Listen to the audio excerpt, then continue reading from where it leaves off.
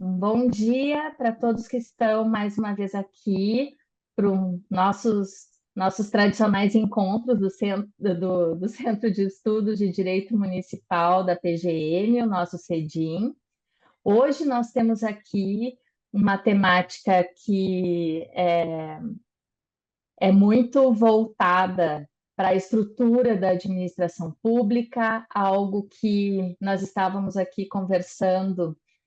Se nós pensarmos, já possui as ferramentas estabelecidas em todos os conceitos que nós trabalhamos de administração pública, e que é a questão de um programa de integridade. Nós vamos falar aqui hoje do compliance.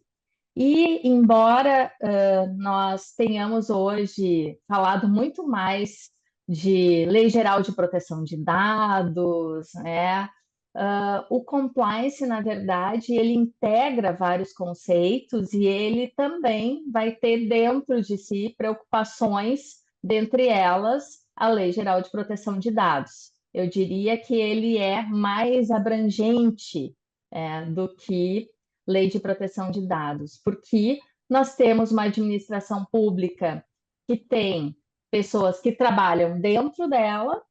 Nós temos várias funções exercidas pela administração pública com determinados compromissos, e essa administração pública também se relaciona com outras empresas, com outras instituições, e tudo isso é visualizado quando se tenta montar, estabelecer e fazer funcionar um programa de compliance, ou seja, um programa de integridade.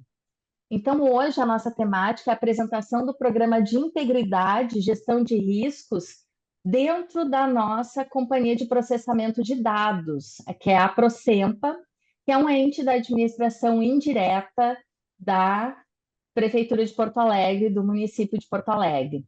E para tratar desse tema, trouxemos hoje o colega André Luiz Pontin, que ele é formado em Direito pela Universidade Federal do Rio Grande do Sul, mas ele tem pós-graduação em Compliance, especialização em Direito da Economia da Empresa, e ele também é professor convidado das disciplinas de pós-graduação ligadas à temática da integridade, LGPD, legislação anticorrupção e compliance digital em várias instituições. Temos aqui, então, André Luiz Pontin, que é gerente de integridade, gestão de riscos e compliance da Procempa, nosso colega, então, que vai começar dizendo o que é esse tal do compliance, por que ele existe na Procempa, e nós queremos muito saber, André. André, antes de te dar a palavra, eu só vou fazer os pedidos tradicionais que nós temos aqui no CEDIM para que a nossa conversa funcione bem, pedir que as pessoas deixem seus microfones mutados para melhor conforto de todos, mas isso não significa que não devam fazer perguntas. As perguntas serão muito bem-vindas, podem ser colocadas no chat. Para aqueles que são os nossos residentes jurídicos, se tiverem alguma dificuldade no chat, podem me mandar, que eu estou acompanhando aqui no meu WhatsApp. E então façam perguntas à vontade, que eu vou passando elas oportunamente ao nosso palestrante de hoje. Agora sim, as boas-vindas, André. A palavra está contigo. Que bom que tu estás aqui conosco hoje. Muito obrigado, Karen. Muito obrigado pelo convite. É uma honra estar aqui na escola, no PGM. A gente tem trabalhado junto em vários itens aqui, em várias questões, vários grupos, né? É uma honra poder estar conversando com vocês aqui da PGM e todos os convidados aqui para esse evento. Queria, antes de tudo, fazer um disclaimer, né? Apesar de ser gerente de integridade da Procempa, essa não é uma apresentação da Procempa, eu estou apresentando o trabalho que está sendo exercido, né, nesse momento relacionado a essa temática. Então, quando vocês ouvirem opiniões, elas são opiniões pessoais, tá bom? O que diz respeito ao processo, o processo de implementação, claro, é um trabalho coletivo dentro da organização. Então, antes de tudo, esse agradecimento aqui com vocês. Eu estava conversando com a Karen, que nós tínhamos combinado fazer um bate-papo e tal, mas eu não me contive. Quem me conhece sabe que eu não me contive. Fiz uma apresentação e quando eu vi a apresentação já estava com 50 slides, então eu vou dar uma corrida em algumas coisas para a gente poder ver esse material todo, que depois eu vou deixar aí com a Karen também para ela distribuir, se for o caso, ou colocar aí no site para vocês. Mas, principalmente, queria reforçar. Claro que vai ter um momento de perguntas lá no final, mas, eventualmente, se vocês acharem importante, eu só não estou com o chat aqui. Então, a Karen, depois, ela vai me passando na medida do possível para a gente conversar e poder interagir um pouco com vocês. Bom, essa questão Só do... uma outra ressalva aqui, André. Nós temos várias pessoas já na sala, né? Nós já estamos com 98, mas dentre eles nós temos os residentes. Eu preciso salientar que agora no nosso programa cada vez mais tem ingressado residentes que trabalham 100% online e que são de várias partes do país, né? Então nem todos estão familiarizados ainda, tem Legal. vários que ingressaram agora, né, de vários estados do país, e nem todos estão familiarizados com a estrutura da administração municipal de Porto Alegre. Só para te fazer essa ressalva de saberes assim um pouco da audiência. Tá bom, que ótimo. Eu também estou recebendo aqui no WhatsApp que o pessoal deixou para a última hora para escrever e não está conseguindo. Mas, enfim, vai ficar gravado, né? Eu imagino. Daí depois eu repasso aí para a turma que não conseguiu. Bom, eu também, a gente fez uma divulgação, está vendo várias pessoas conhecidas aqui também na tela. Queria agradecer para todos aí a nossa audiência, digamos assim. Eu foquei essa apresentação em duas grandes questões. A primeira dela é tentar explicar para quem não conhece a importância do compliance geral e para a Procempa em especial. Né? A Procempa é uma sociedade de economia mista, é uma estatal municipal, né? Mas é uma sociedade de economia mista, então tem todas as questões relacionadas e específicas da Procempa e de uma estatal. Nesse ponto, queria lembrar os colegas do direito que quem estudou sobre isso há algumas décadas lembra que a gente tratava as estatais como uma situação completamente sui generis, né? A gente é direito público para algumas coisas, é direito privado para outras. Né? A gente tem uma relação com os empregados que é via CLT, tem uma relação com contratos que é via licitação pública, mas não é a lei de licitações, é a lei das estatais. Tem toda uma relação de governança que a lei das estatais coloca, como a gente vai botar. Então, tem algumas coisas que vocês vão relacionar muito facilmente com a administração pública e tem o pessoal que está aqui, que é da área privada, que vai relacionar muito com o compliance, né, tradicional, digamos assim, das organizações privadas. Mas a gente é um caso muito típico, né, muito específico. Bom, então, vou trazer para vocês, primeiro, a lógica do compliance, por que o compliance é possível, por que ele é importante, isso para a gente é muito relevante para colocar, da onde que se tirou isso, né? Segundo, esse aspecto específico da estatal, e depois, aí sim, quero apresentar para vocês o sistema de integridade da Procempa, e aí, junto no sistema de integridade, a gestão de risco, certo? Então, vamos lá, deixa eu começar a passar esses 50 e poucos slides para vocês, para a gente poder conversar bastante lá no final. Por que o compliance está passando? Da onde que saiu isso? Tá? A primeira coisa que a gente tem que lembrar é que, assim, a lei das estatais, ela já exige. Ela não diz lá esse nome, né? Mas ela exige, nos seus princípios, né? No seu texto, algo muito parecido com o compliance. Né? Ela diz lá no artigo 9º, parágrafo 1º, que é o que se trata do Código de Conduta. Né? Quando tu olha o Código de Conduta que é exigido lá na lei das estatais, tu vai ver, não, mas eu conheço esses pilares de compliance, né? Eles estão ali, estão ali colocados naquilo que diz Código de Conduta. Se talvez ali não tivesse escrito Código de Conduta, tivesse um outro termo, como foi utilizado ali na lei da anticorrupção, Programa de Integridade, que tenha esses pilares, estaria bem alinhado com a ideia do programa de integridade. Por sinal, eu não vou discutir conceito aqui do ponto de vista do que é integridade, o que é compliance, o que é ética, o que é governança e tal, senão a gente ia ficar até amanhã discutindo. Aqui, para nós, vai ser sinônimo, tá? Então, vamos trabalhar isso numa lógica de sinônimo, tá? Compliance, integridade e tal. Eu gosto muito de tratar o programa de integridade como compliance anticorrupção, que é o compliance específico da lei anticorrupção. Mas tem gente que trata o programa de integridade como sendo até mais do que o compliance, que envolve a questão da integridade como conceitualmente, né, como uma questão da ética, né, mais profundamente. Vamos combinar para esse momento aqui, que é sinônimo. A gente vai trabalhar com a mesma coisa. A lei da anticorrupção, ela trata como programa de integridade aquilo que a gente chama de sistema de gestão de compliance, tá? Beleza, então vamos lá. Aqui na lei das estatais, no artigo 9º, parágrafo 1º, ela trata, então, desses princípios, ela fala lá, puxa, o Código de Multa tem que atender aos princípios, tem que trabalhar a prevenção do conflito de interesse, vedação de atos de corrupção, tem que ter uma instância responsável, tem que ter um canal de denúncia, mecanismos de proteção dos denunciantes, sanções, que é, né, política de consequências, e previsão de treinamento periódico de gestão de risco. Bom, para mim está aqui o problema de integridade. Para mim, a lei das estatais está exigindo isso quando ela diz que isso tem que estar no Código de Conduta e Integridade das estatais.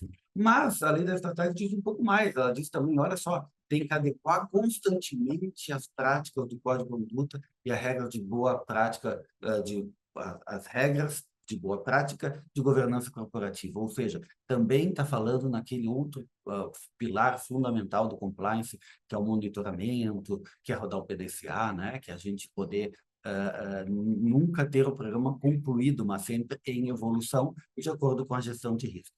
Bom, a lei das estatais, lá no artigo 9º, mas no parágrafo 4º, talvez tenha sido a primeira, uma das primeiras que usou a expressão compliance. Então, vê bem, eles não falam ali, tem que ter uma área de compliance, mas ele diz, o estatuto tem que prever a possibilidade da área de compliance se reportar diretamente ao Conselho de Administração. Nosso estatuto prevê isso. Mas quando ele prevê, quando tu diz que tem que se reportar diretamente, eu estou dizendo, tem que ter uma área de compliance.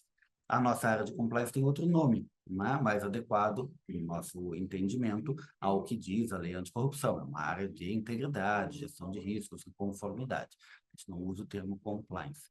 Mas, do ponto de vista aqui da lei das estatais, por que a gente tem que fazer isso dentro da Procemp? Por que a gente se envolveu nesse processo? Está aí. Primeiro grande motivo, porque a lei manda. Né? A lei das estatais, ela manda que a gente faça isso e a gente focou para botar isso no mundo real. Além disso, uma lei anterior à lei das estatais, a lei anticorrupção, ela já trazia uma série de benefícios, né, do ponto de vista da aplicação da sanção da lei anticorrupção, em que ela dizia, olha, se vocês têm mecanismos, se a empresa que está sendo sancionada pela lei anticorrupção tem mecanismos e procedimentos internos de integridade, ou seja, se tem um sistema de integridade, esta companhia, esta empresa, essa organização, poderá ter até 5% daquele total de 20% da multa abatido por ter, né, essa comprovação. Então, olha só, já é um outro motivo para a gente ter um programa de integridade efetivo na companhia, né? Se algum dia acontecer algum problema de aplicar a lei anticorrupção na companhia, nós temos esta possibilidade de redução de valor significativo, porque essas multas podem ser, elas são relacionadas com o faturamento da companhia. Então, uma multa relacionada à lei anticorrupção, uma sanção pode ser bastante expressiva. Nós temos essa possibilidade, né, de redução significativa da multa. Não tanto quanto lá nos Estados Unidos, que lá eles conseguem até, né, zerar a multa, mas, enfim, é o que a lei nos permite, e só isso já é também um benefício importante. Além disso, a lei anticorrupção traz a possibilidade do acordo de leniência. Olha só, o acordo de leniência, vocês sabem, não preciso explicar para vocês, até porque a gente ia ficar uma semana falando nisso. Mas no acordo de leniência existe uma possibilidade maior do que aquele 5% que está lá. Fala em 2/3 da multa do acordo de leniência se ficar comprovado que a empresa tomou a iniciativa da denúncia, ou seja, se a organização fez um processo de autodenúncia. Tem outros requisitos, tem a questão da tempestade, outros requisitos, além da autodenúncia, relacionado com a possibilidade do acordo de leniência, mas aqui o que eu quero focar é assim, um programa de integridade, um programa de compliance tem esse condão de identificar a fraude, identificar o ato de corrupção, além de evitar, né? A gente não consegue evitar tudo, nem não é impossível, mas assim, identificar dentro de um processo interno antes que os órgãos de controle identificam. Quando identifiquem, ou que isso vá para a imprensa, ou que isso vire uma denúncia. Então, ao a gente fazer isso dentro da companhia, identificando o processo internamente, a gente pode a companhia fazer o processo de denúncia, de autodenúncia, e isso resulta, então, na possibilidade, né, num acordo de leniência, de até 2/3 do valor da multa. Olha só, não é pouca coisa. Né? E o sistema de gestão de compliance tem essa lógica, né, de possibilitar isso. Mas vamos lá, é só isso? Não, olha só, para vocês de Porto Alegre, especialmente pessoal da PGM, né, que às vezes, como outros tantos servidores do município, não conhecem esse decreto aqui. Olha só, tem um decreto lá de 2021, né, que institui o Programa de Integridade na Administração Pública Municipal. O que diz esse decreto? Só peguei esse artigo, tá? Ele diz assim, todos, primeiro, vamos lá, desculpe, essa é a segunda parte. Primeira parte, no programa de integridade, ele até diz assim, olha, esse programa de integridade não se aplica às estatais, porque as estatais têm lá as suas regras na lei das estatais. Só que não adianta dizer isso, né? E depois exigir lá no decreto seguinte, que é o que institui o Código de Ética, Conduta e Integridade, para todos os agentes públicos. Então, o que a gente avaliou com base nesse decreto? É que, apesar do programa de integridade da administração pública não se aplicar diretamente à Procempa, que é uma estatal, né, indireta, mas estatal, ele aplica-se aos agentes públicos na sua relação com a administração direta. Ou seja, aplica-se a gente, aqui na Procempa também, as regras do programa de integridade da administração pública. Eu não preciso fazer aquele programa de integridade que está sendo dito para fazer na administração pública, mas as regras que estão ali se aplicam para a gente na medida em que há essa exigência no relacionamento com a administração pública. Assim como o decreto do Código que institui o Código de Ética, né, a todos os agentes públicos e também aos agentes públicos da Procempa, nesse caso, também, né? E nesse decreto tem lá os valores fundamentais, condutas éticas exigidas, vedações ao agente público, conflito de interesse, isso se aplica também aos agentes públicos da Procempa. Então, a gente não pode ficar parado, esperando que aconteça alguma coisa para depois fazer a implementação. Eu preciso implementar antes para evitar que o dano, que o fato aconteça. Ou, no mínimo, ao acontecer, né, eventualmente, pode acontecer, a gente ter todos os mecanismos para mitigar o risco, para mitigar o dano e para poder fazer a investigação. Mas o que eu queria dizer para vocês, que eu estava começando antes, é que existe um outro decreto que às vezes a gente não se dá conta, né? Que é uma lei, na verdade, municipal, que trata da modernização, gestão, fiscalização dos contratos administrativos no âmbito da administração municipal. O que diz essa lei? Ela diz que todos os contratos acima de 5 milhões de reais do contrato, do escopo, digamos, anual do contrato. E a gente vai ver depois se está falando anual, o contrato todo, mas para a gente aqui não faz muita diferença. Então, todos que têm acima de 5 milhões de reais, inclusive os decorrentes de contratação emergencial, pregão, dispensa, inexigibilidade, são obrigados a ter um programa as empresas contratadas são obrigadas a ter um programa de integridade. Eu não sei se vocês sabem, mas a Procempa é uma empresa contratada da administração pública municipal. As nossas receitas, elas são oriundas de um contrato, de vários contratos, né, com a administração pública municipal. Nesse sentido, quando saiu essa lei, lá em 2021, alertou o botão, né, mais um grande motivo para a gente fazer essa implementação, porque em algum momento a gente vai ser exigido, como já foi, né, em alguns contratos que nós temos com a administração do município, com o município de Porto Alegre, a exigência dessa contratação, dessa implementação de um programa de integridade por ser contratado da administração pública. Então, vejam bem, era talvez para nós, não está escrito aqui, mas talvez para a Procempa fosse até uma questão de sobrevivência. Porque como é que eu vou ser contratado para a administração se eu não conseguir demonstrar essa evidência, não é, do programa de integridade? Não basta ter a relação lá do que tem de governança das leis estatais, a gente precisava ter um programa implementado, né, ou em implementação, para justificar, como requisito de contratação. Bom, mas a lei municipal, ela não traz só isso, né? A nova lei de licitações também existe. Ah, mas André, não faz muita diferença, porque a nova lei de licitações, ela só fala nessa exigência para contratações de grande vulto, acima de 200 milhões e tal. Então, ela nossos contratos aqui não estariam junto. Bom, mas enfim, a lei de licitações, regra geral, né, geral, ela trata como 200 milhões, mas a lei municipal continua vigente, continua falando nos 5 milhões. Então, a gente tem a obrigação de ter esse programa por conta da lei municipal, certo? Mas aqui eu tenho um segredinho. A nova lei de licitações não traz só a obrigação para quem tem acima de 200 milhões, contratos acima de 200 milhões. A nova lei de licitações também traz outras questões relacionadas ao programa de integridade. Uma delas é como critério de desempate. Então, deve ser utilizado como um dos critérios de desempate, está lá no artigo 60, as organizações que têm, né, um programa de integridade já implementado. Além disso, a lei de licitações, para fins de aplicação das sanções relacionadas à lei de licitação, então nós tínhamos lá na lei anticorrupção, agora temos também na lei de licitações, que na aplicação da sanção são considerados a implementação, o aperfeiçoamento do programa de integridade, etc., né? Então, também há essa condição de redução, digamos assim, em eventual sanção aplicada pela lei de licitações. Por fim, né, lá no finalzinho, oi, diga.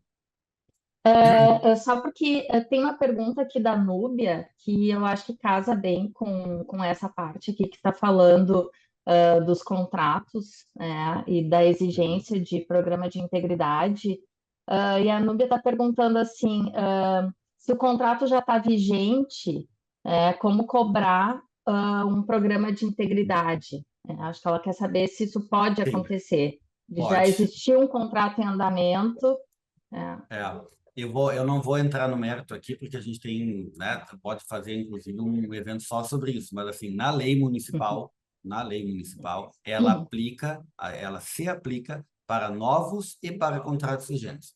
Como é que diz, o que diz a lei? A lei diz que a responsabilidade por esse controle, digamos assim, se eu não me engano, da CGM, que tem uma equipe específica, né, de auditoria, para controle dessas questões e de outras questões. Tá?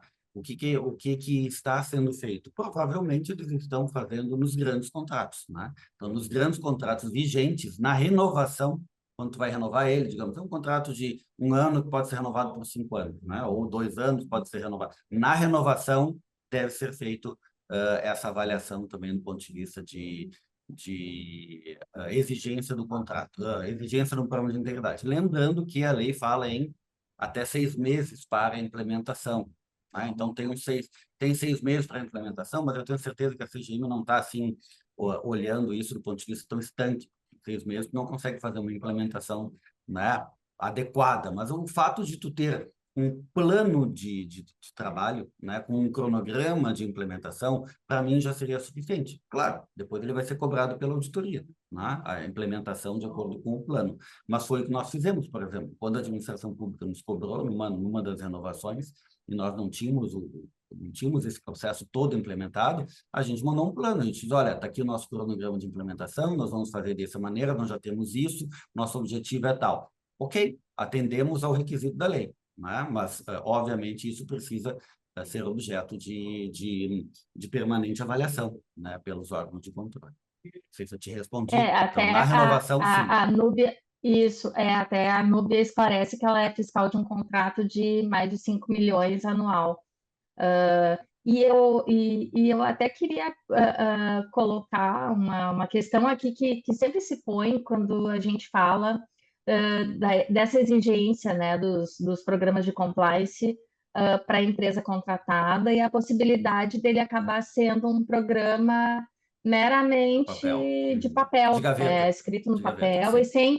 sem grandes intenções de realmente colocar isso na estrutura da empresa, de colocar as pessoas comprometidas com o programa, né? É.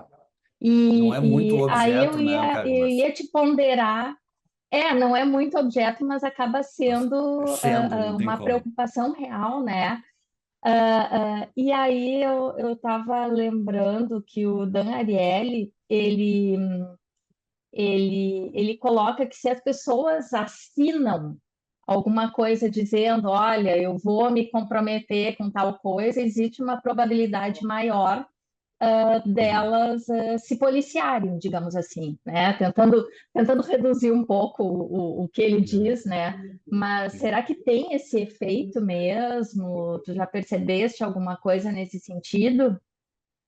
E enquanto tu não Assim, responde, eu só queria tá. pedir uma coisa.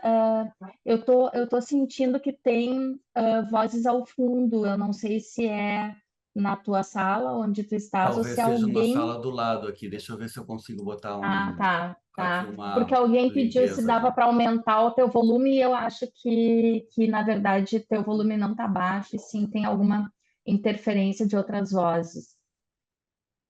Eu assim confesso para vocês que o Zoom não é o meu principal aqui, então eu não sei aonde que limpa o áudio, né? Eu sei nos outros, eu até deixa eu, deixa eu tentar aqui no avançado. Gente, eu realmente não sei. Vocês me ajudem aí a achar dentro da configuração ali onde tem Nós essa estamos. possibilidade de. O Zoom também ele foi recentemente Sim, adotado pela PGM, sim. então a gente ainda não está bem craque Eu, nele ainda, né? a Ele gente, tem mais para quem é aqui da, possibilidades, mas também, sim, para quem é aqui da deixa eu ver. administração sabe Mas que a gente tem usado muito o Rocket Chat, né? E o Zimbra, que é os que vão junto ali, né? Tal. sim, faz Jitsi, parte do né? O Jitsi que pacote. vem junto com o Zimbra no pacote, exatamente. Então, eu estou muito acostumado com ele. Mas eu peço desculpa, gente, aqui, obviamente, nós estamos no ambiente da empresa, que tem outras salas de reunião, e a gente acaba tendo essa condição. O barulho é de vozes ou é da rua? Eu posso tentar, pelo menos, fechar a É janela aqui. vozes, é vozes, é vozes. Então, Tem alguém mas daqui falando a pouco, no daqui a microfone. pouco, sim, daqui a pouco o pessoal baixa aqui a reunião do lado e a gente consegue dar sequência. Deixa eu só te dizer Não, uma questão que prossiga então. tu tá colocando, Karen, que eu acho muito importante. Sim, quando tu faz alguma coisa só por ser uma obrigação legal, e não a compra a ideia, né? E não absorve a motivação, de fato, né? Estou fazendo porque a lei obriga a fazer. A tendência é que faça meramente o que a gente chama de compliance de gaveta ou de compliance de papel, que é fazer ali, né, os códigos, fazer os processos mais básicos, né, e deixar isso numa gaveta para quando alguém pedir. Né? Para quando alguém pedir, tu faz o checklist dizendo, não, isso eu tenho lá o canal de denúncia, mas nunca ninguém denunciou nada. Eu tenho lá o código, mas assim, ninguém conhece o código dentro da companhia, né? Tal. Enfim, mas vamos lá. Eu acho que a gente tem que ir por passos, né? Primeiro passo, a gente tem que fazer essa implementação. O que talvez os gestores não tenham se dado conta ainda, e vão se dar conta na medida em que forem acionados judicialmente por isso, é que quando ele diz que vai fazer isso, que é uma obrigação legal, ele acaba se colocando numa posição de garante. Se acontecer algum crime licitatório, se acontecer algum crime do ponto de vista da lei anticorrupção, se acontecer algum crime que está no escopo deste programa, digamos assim, dos riscos que estão geridos por desse programa, ele pode ser responsabilizado pessoalmente. Aí nós não estamos mais falando da organização, nós estamos falando do gestor. Quando é que essas coisas, quando é que o programa realmente, o compliance realmente vai vir para o mundo real? Talvez quando acontecerem as primeiras condenações relacionadas a isso. Talvez quando, ou se não condenação, porque o simples processo criminal já é uma condenação, né? A condenação do processo, né? Correndo. Então, o simples fato de estar sujeito a essa penalidade, ela de fato talvez torne o compliance mais efetivo do que meramente uma obrigação legal. Eu, pessoalmente, acredito nisso, né? Além, né, cara, um trabalho que a gente tem que desenvolver, não está aqui na apresentação, mas eu costumo dizer, quando a gente fala em compliance, que a gente, ao criar uma lógica de ética, uma cultura de ética dentro da organização, uma cultura de fazer o que é certo, porque é certo, e não porque está escrito na lei, e a gente sabe o que é certo. Não está aqui na apresentação, mas eu não consigo evitar de falar nisso. Assim, existem dois testes muito básicos e todos nós podemos fazer quando a gente está trabalhando para saber se a gente deve ou não fazer alguma coisa. Não precisa estar escrito em código, não precisa estar escrito na lei, não precisa estar escrito em lugar nenhum. São dois testes. O teste do almoço, da janta com a família, de noite, quando a gente chega em casa e está lá com filhos, com esposa, com pai, sei lá com quem, e aí a gente vai falar como foi o dia e tu vai dizer para as pessoas da tua família que tu fez determinada coisa. Ah, olha só, gente, eu hoje trabalhei muito legal. Eu trabalhei 1 hora, mas eu lá no home office eu disse que eu trabalhei 8 horas, tal. Quem é que diz isso com orgulho, não é? Quem é que vai lá e conta para todo mundo? Não é? Olha só, hoje eu fui lá, eu não estava afim de fazer o controle como tinha que fazer, eu assinei lá como fiscal do contrato, mas nem olhei que precisava, que tinha, que não tinha. Quem é que fala isso? Então a gente sabe o que é certo e o que é errado, né? Não precisa ter escrito em lugar nenhum. A gente sabe. E o segundo, que é mais voltado aos gestores, né, a alta administração, mas pode também ter a responsabilização dos servidores, é o Jornal Nacional, né? O que eu fiz hoje está lá, ou na capa da Zero Hora. Né? Está lá na capa do jornal que eu assinei. Esse documento que eu assinei hoje está lá na capa do jornal. Vai dar problema ou não vai dar problema?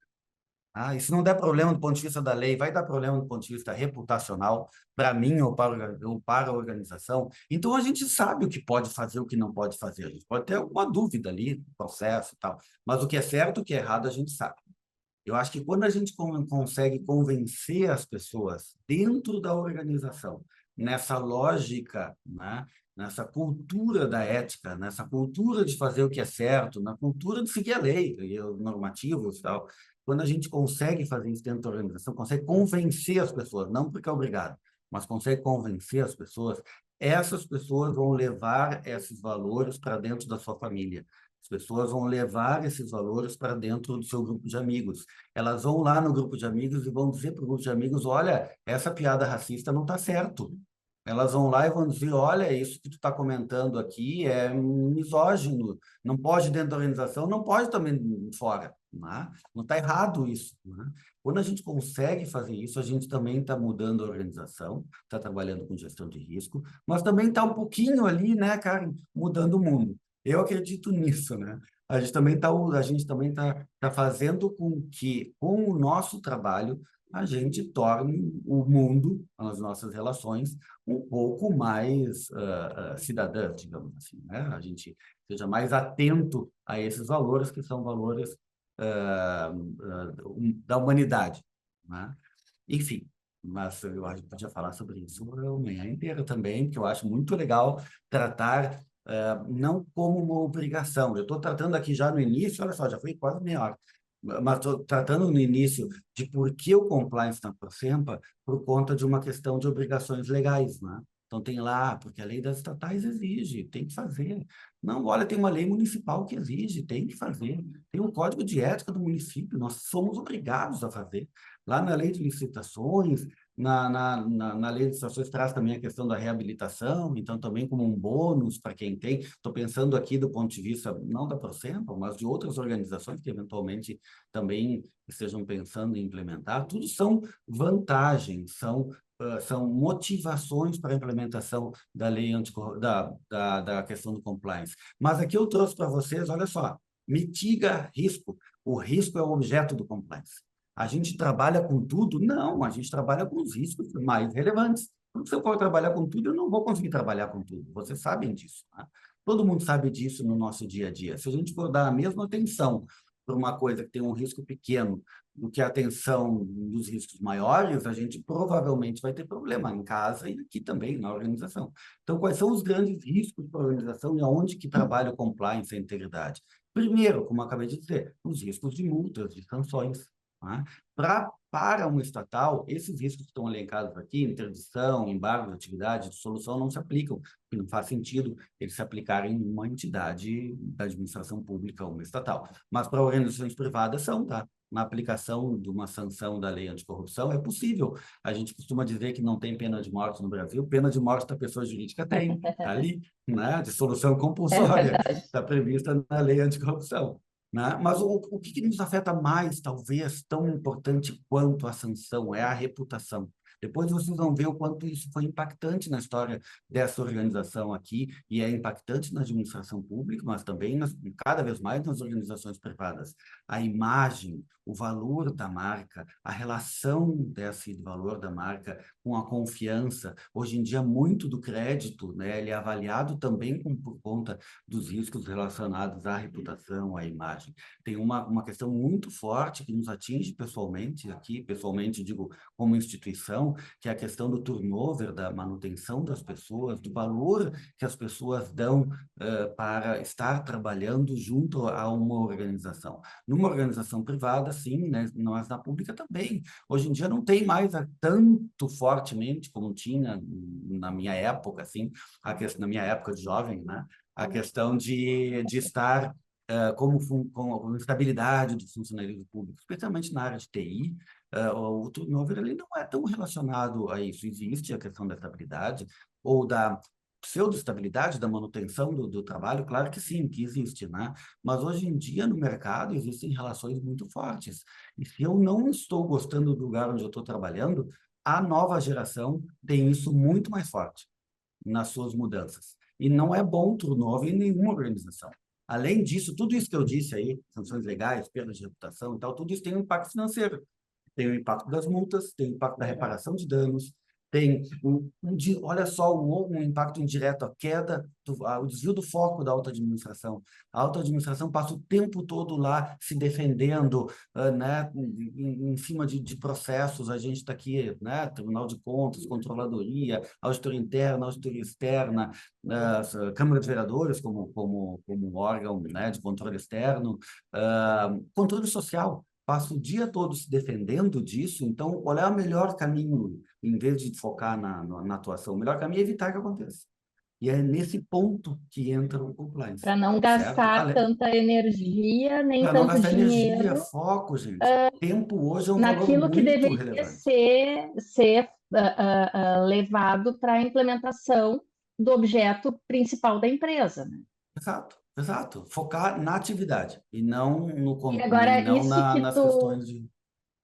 isso que tu falaste da perda de reputação e a questão do alto valor que hoje as novas gerações dão para o valor agregado que o ente público tem para eles, inclusive, se dedicarem ao estudo para passar em algum concurso, eu acho isso extremamente relevante, porque muitas vezes isso é um fator que torna mais atraente uma determinada carreira, se é uma carreira em que a pessoa vê que ela é valorizada, vê que está alinhada com alguns valores pessoais.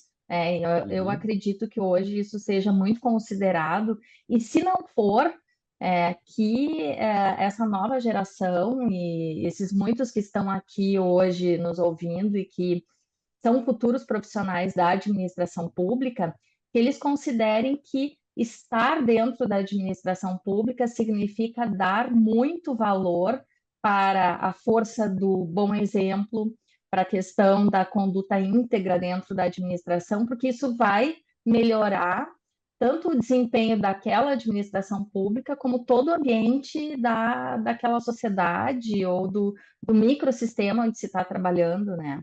Isso que eu acho que é muito importante da pessoa refletir quando vai ingressar num cargo público. Assim, depois agora na sequência eu já vou falar um pouco mais sobre isso, porque o caso da Procemp é um caso importante, né? É um caso bem paradigmático, Com assim, certeza, com de certeza. mudança de valores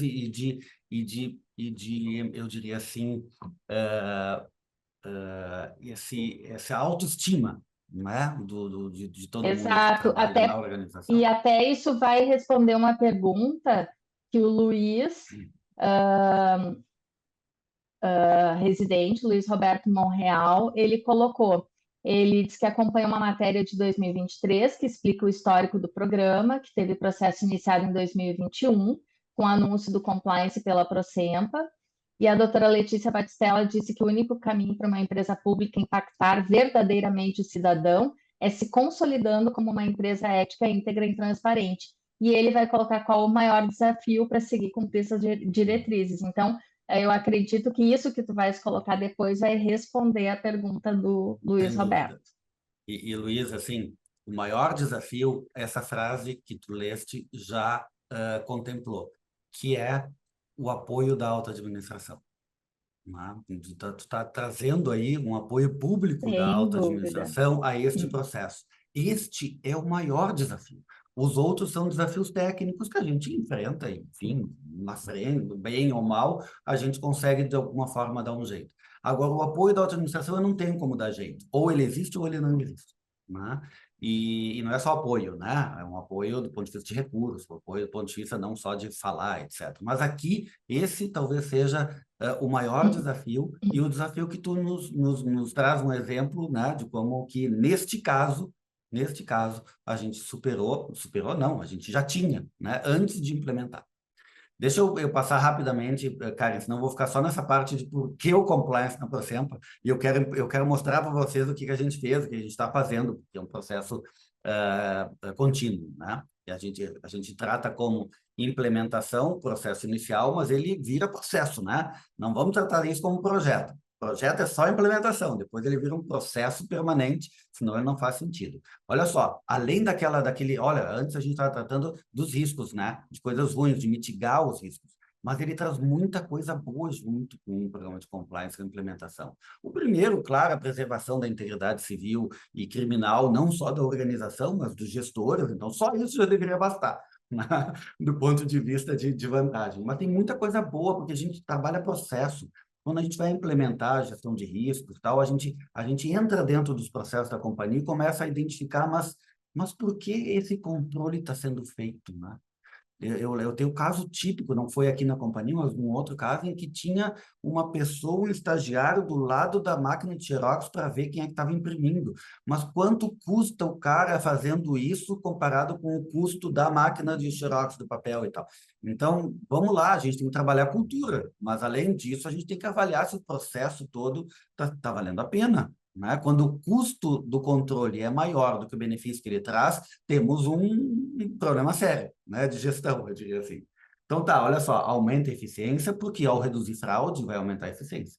Ao reduzir desconformidade, né, ao reduzir falhas no processo, né, desvio de recurso, ou até não desvio no sentido de fraude, desvio até no processo, né, no funcionamento do processo interno, o compliance vai estar ajudando a aumentar a eficiência, aumentar a qualidade das decisões, focada no planejamento estratégico, não focada na questão meramente tática, mas voltada na questão estratégica, né? Vai repercutir no aumento de eficiência e desempenho, como a gente está ali na sequência, falando em ganhos de produtividade, que é essa questão de reduzir o comportamento não conforme, ele também vai melhorar a produtividade, né? Vai melhorar a satisfação das pessoas. Ah, isso é automático? Claro que não.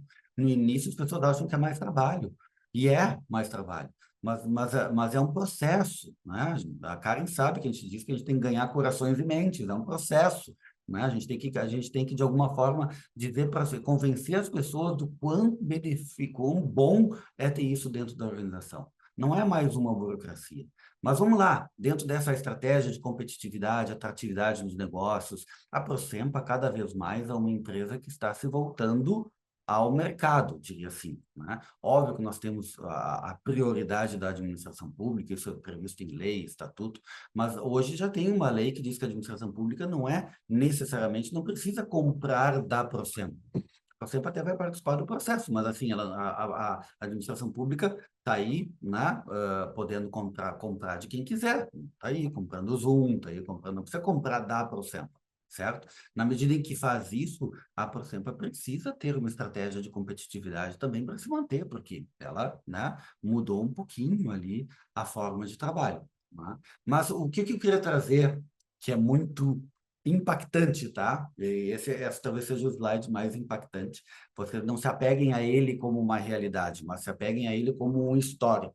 Tá? Por que o compliance na Procempa? Além de tudo isso que eu falei, que justifica por si só, nós temos na Procempa um histórico. E é muito interessante porque a autoestima e a confiança abalam profundamente uma organização, pública ou privada. A forma como existe a dedicação dentro de uma organização, tu precisa se entender como parte da organização. E se eu me entendo como parte de uma organização que até 10 anos atrás tinha esse tipo de manchete de jornal, não é? Esse tipo de notícia chegando, há 10 anos atrás, nós tínhamos uma CPI investigando a Procempa, né?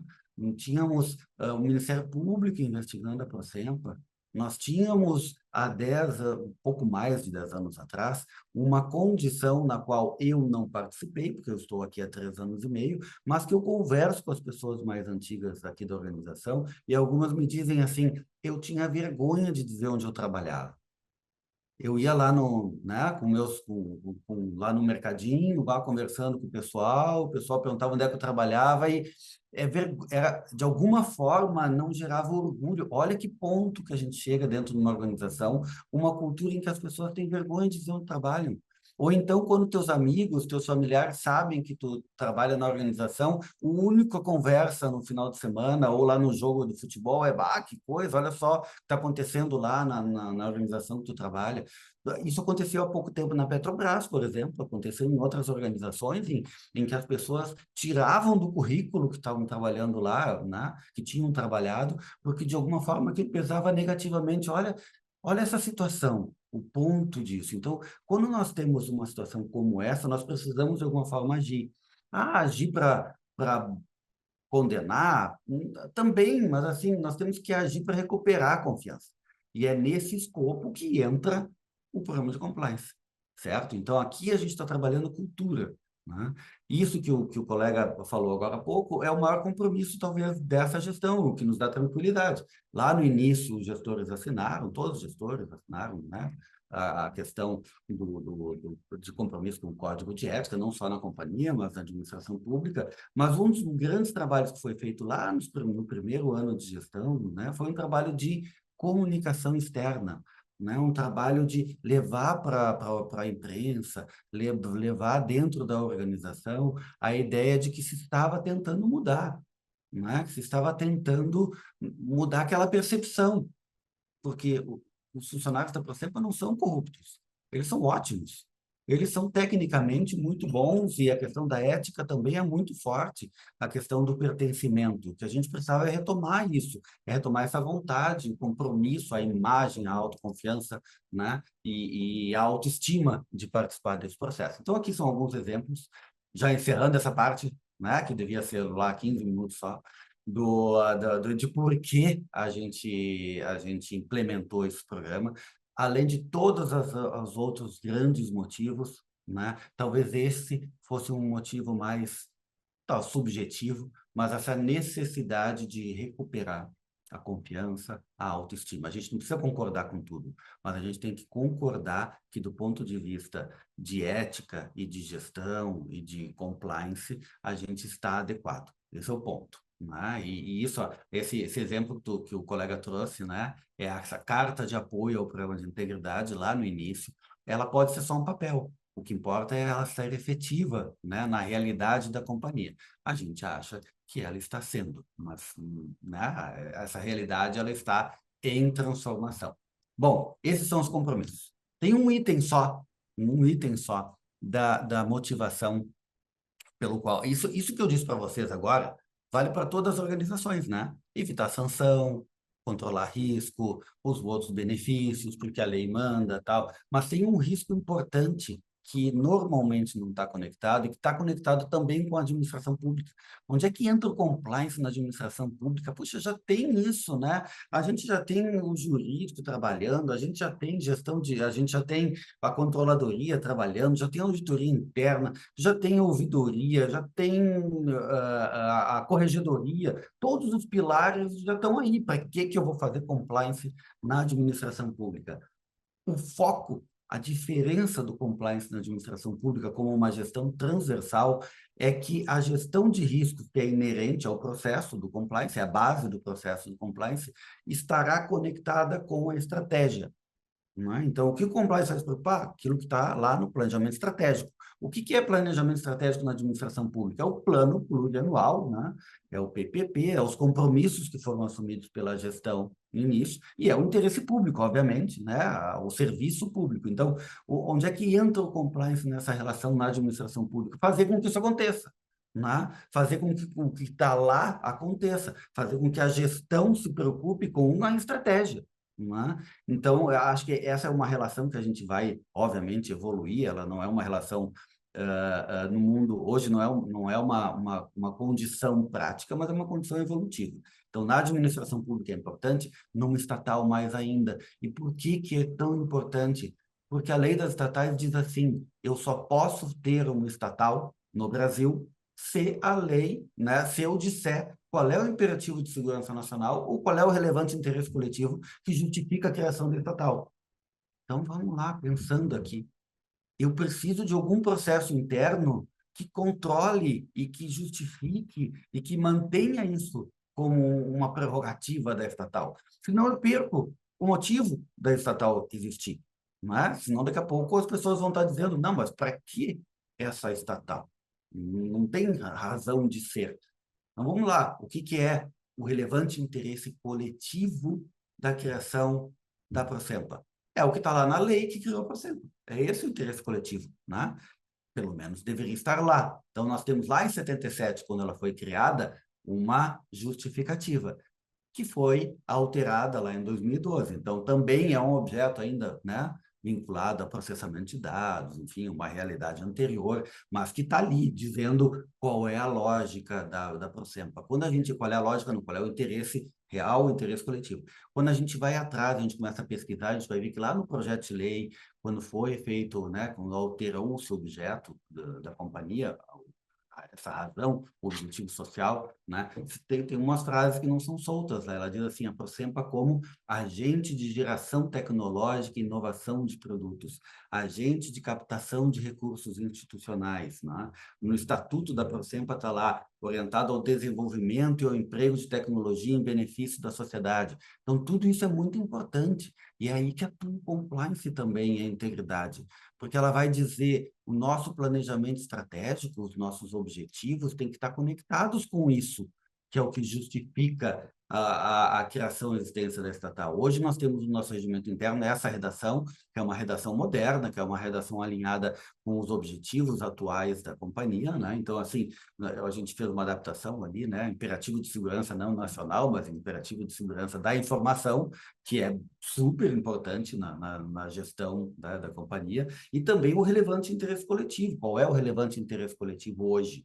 Né? A promoção de soluções tecnológicas especializadas, inovadoras, para a gestão, né? Emprego de tecnologia nacional, economicamente justificável, em benefício da sociedade. Então, está lá. Esse é o nosso norte. Esse norte tem que ser aplicado, tem que ir no mundo real de alguma forma. E como é que a gente faz isso? Onde é que entra o compliance nesse negócio? Ele entra porque essa relevante interesse coletivo justifica o planejamento de longo prazo, que é tornado prático com o plano de negócios, e é nesse trio aqui que vai atuar o sistema de gestão de compliance através da gestão de risco. O que nós vamos fazer? Nós vamos estar atentos aos riscos que, de alguma forma, possam ou não afetar os objetivos estratégicos da companhia. Esse é o foco. Esse é o foco de qualquer compliance, de qualquer organização. E é isso que a gente procura atuar. Isso a gente é fácil de fazer? Claro que não. Isso vai mudar o tempo todo, né? O tempo todo tem lá não, os objetivos estratégicos, os planos de negócios, eles vão mudando, mas a gente tem que estar trabalhando para que eles efetivamente estejam no mundo real e o controle é feito pelo sistema de gestão de compliance. É aí que a gente entra. E, Ponto. André, eu acho que da tua fala a gente tem que destacar que aquilo que se via nos livros de antigamente, que o importante é o gestor ver aonde está a ilegalidade, apurar, punir, essa fase é muito antiga, já foi superada, né? Isso é uma mínima parcela de todo esse processo hoje em dia. Hoje em dia, o gestor Sim, ele tem que se superar, ele tem que ir bem sim, mais adiante do que isso, né? sim. Então, ele tem que preparar todo esse arcabouço para que ele seja mais eficiente, para que ele esteja alinhado com os valores da gestão pública, para que ele atue com a prevenção, para que ele atue com a capacitação, para que ele consiga implementar maior transparência, para que ele tenha os seus canais de denúncia, para que isso tudo esteja funcionando e Uhum, todos uhum. estejam engajados e a alta administração esteja o tempo todo promovendo essa atividade, né? É uma atividade muito maior do que aquele antigo, quando no tempo que o Eli Lopes Meireles tinha 5 centímetros de espessura e era o único livro manualesco mais completo de direito administrativo, naquele tempo, essa parte punitiva é que mais se destacava, a parte de anular os atos, né, os ilícitos da Isso, administração. isso. E Hoje hoje nós isso é temos muito maior. uma lei de introdução que nos, né, lei de introdução não, né, eu chamo de lei de introdução porque eu sou antigo, né, mas enfim, a nova LIC, ali, né, A Linde, a LINDB, que ela traz requisitos do ponto de vista até das decisões, né, dos órgãos de controle e tal, muito relacionado com a efetividade da decisão, né, a consequência real da decisão, não para a gestão, mas para a sociedade, né? A gente tem muito a evoluir nisso, eu sei, né? Eu tenho certeza que a PGM e, e sofre essa, diariamente com e isso, essa, mas é importante. e essa parte da tua fala também me parece que está muito alinhada com uma uma compatibilização das metas e dos projetos da Procempa para que a gente tenha uma efetividade do governo digital, né? Sem Não sei dúvida, se é sem bem isso dúvida, que a sem gente dúvida. pode dizer. Inclusão, a gente tem obviamente, questões relacionadas à inclusão digital, né, da sociedade e tal, mas essa transformação digital, eu não gosto muito dessas expressões que viraram moda, né? Mas assim, a transformação digital é uma realidade para a administração pública, é inerente à nossa atividade, né? Ela é inerente à gestão pública. Eu só queria reforçar que assim, a lei das estatais ela veio também como decorrência de uma mudança constitucional que colocou a eficiência como um dos princípios da administração pública. Não vamos esquecer que não estava lá no LIMP, né? A eficiência veio depois, né? E ela veio e ela foi feita toda aquela modificação, especialmente nessas áreas, visando dar realmente à administração pública uma lógica diferente através da administração direta, com certeza, mas especialmente pelas estatais, porque a lógica de existir uma estatal é que a gente tenha alguma autonomia e alguma forma de gerir um pouco mais maleável, né? Senão não teria lógica nenhuma, né? Não teria por que uma estatal, né? Faz um departamento, então. Né? A lógica da estatal é que ela tenha uma condição de gestão um pouco mais flexível, né?